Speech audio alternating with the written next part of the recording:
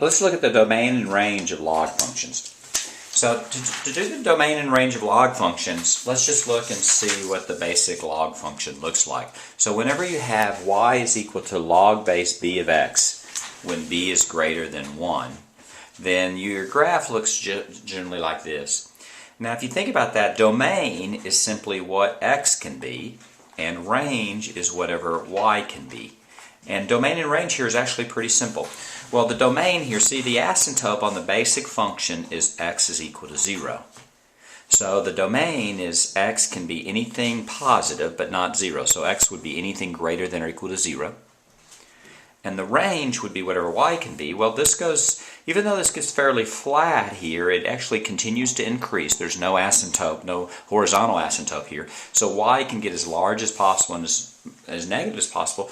So the range would be all real numbers. It turns out when we HK this, y is equal to k plus a log b of x minus h. Again, as long as b is greater than 1, what we're going to see is the domain doesn't change except when you move the graph left and right. You're going to move the graph up and down and left and right, so the asymptote changes. So the domain is always defined by the asymptote.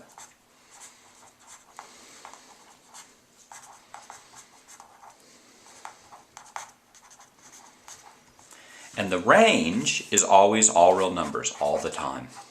So if someone asks you what the range of is of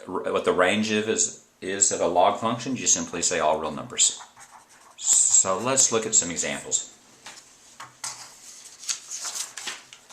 Find the domain and range of y is equal to 11 plus log 7 x plus 4.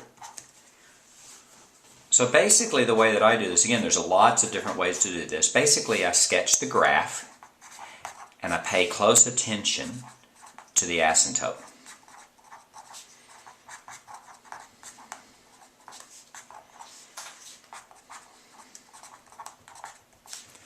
And in this case, the asymptote starts out at x equals 0. You move it up 11. Again, let's think about that. A vertical line. You take a vertical line, you move it up 11, it doesn't change. But if you move it to the right or left, it does. In this case, it moves it a negative 4. So it moves it to the left 4. So the new asymptote is at x is equal to minus 4. You can check and see if this one flips. Since there's a positive in front of the log, it doesn't flip in any sense. The general graph is going to look something like this. Don't know exactly what it looks like, but that's going to be enough for what we're going to do. The domain here is going to be everything bigger than minus 4. So x is greater than minus 4. And the range is going to be all real numbers. How do we know that the range is all real numbers? Well, for every log function, the range is all real numbers, and the domain is always defined by the asymptote. Now, what if you wanted to write this in interval notation? Interval notation, domain would be everything from minus 4 to positive infinity. It doesn't include minus 4. And the range would be everything from minus infinity to infinity. Let's do another example.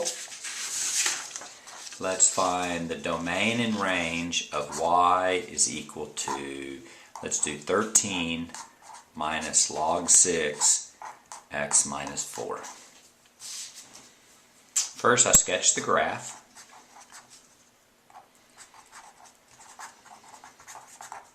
In this case, the asymptote was x equals 0. You're going to move it, the entire graph, up 13. This is a minus 4, so you're going to move it a positive 4, so you're going to move it right 4.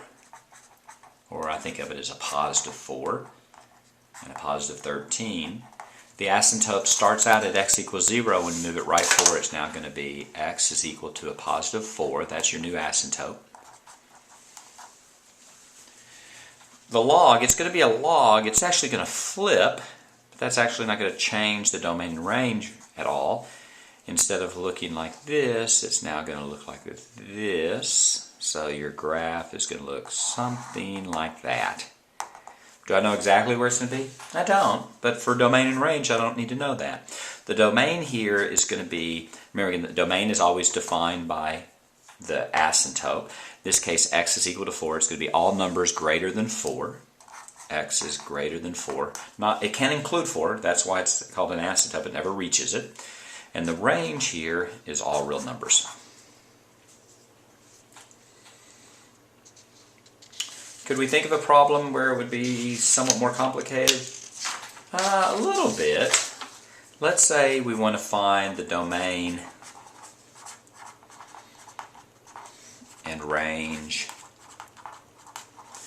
of y is equal to 5 plus log 11 of minus x.